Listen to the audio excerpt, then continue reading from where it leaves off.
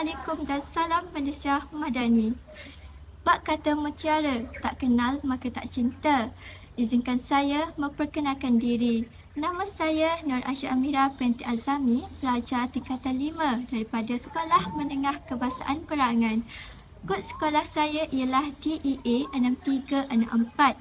Hari ini saya akan menceritakan sebuah novel yang sangat menarik perhatian saya yang berjudul Sepasang Kurung Pin karya Nuri Mirza. Novel ini diterbitkan oleh Alaf 21. Novel ini mengandungi 586 halaman bercetak dan 87 bab. Novel ini berharga RM23 bagi semenaja Malaysia dan berharga RM26 bagi Sabah dan Sarawak. Jalan cerita novel ini sangat menarik kerana mengisahkan kehidupan seorang guru sekolah rendah yang sangat berdedikasi yang bernama Diza Ibdina. Dia tinggal bersama dengan adiknya iaitu Daim. Dalam diam, seorang guru di sekolahnya menyukainya dalam diam iaitu Cikgu Remy. Cikgu Remy tidak pernah mengungkapkan perasaannya terhadap Diza. Pada masa yang sama, Puan Lisa, Ibu Syahrin Haikal, berkenan untuk menjadikan Diza sebagai menantu. Baginya, Diza mampu membimbing anaknya yang sering mengabaikan solat dan jauh daripada pegangan agama. Syahrin merupakan seorang lelaki yang sombong dan ego. Sebenarnya sudah tertarik dengan Diza sewaktu pertemuan pertama mereka. Namun disebabkan oleh pengalaman dengan bekas kekasihnya yang berlaku curang terhadapnya, dia membenci wanita bertudung. Baginya, wanita bertudung hanyalah berpura-pura baik.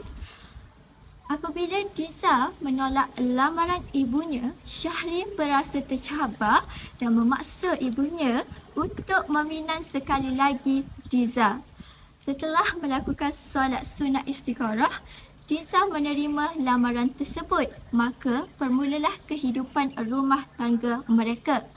Pada permulaannya, rumah tangga mereka sangatlah bahagia, namun disebabkan oleh Hazif iaitu bekas tunang Diza berjumpa dengan Syahrin untuk memborkarkan rahsia yang disimpan oleh Diza bahawa Diza bukanlah anak yatim piatu yang seperti diceritakannya. Ibu Diza masih hidup tetapi sedang menjalani hukuman di penjara Kajang kerana ibunya membunuh ayah tiri Diza yang cuba memperkosanya. Syahrin berasa tertipu dan tanpa menyelidik, dia terus mempermalukan Diza di hadapan ahli keluarganya. Diza yang tidak tahan diperlakukan sebegitu terus mengambil keputusan untuk keluar daripada rumah mereka dan kembali ke rumah asalnya. Namun, apabila Syahrin melihat kemesraan Diza dan Remy, dia berasa cemburu. Dia mula menyedari bahawa dia tidak mampu untuk hidup tanpa Diza. Oleh itu, dia berusaha memperbaiki hubungan mereka.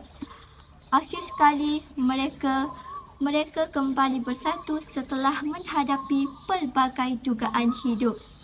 Pengajaran yang saya dapat daripada novel ini ialah kita hendaklah mempercayai antara satu sama lain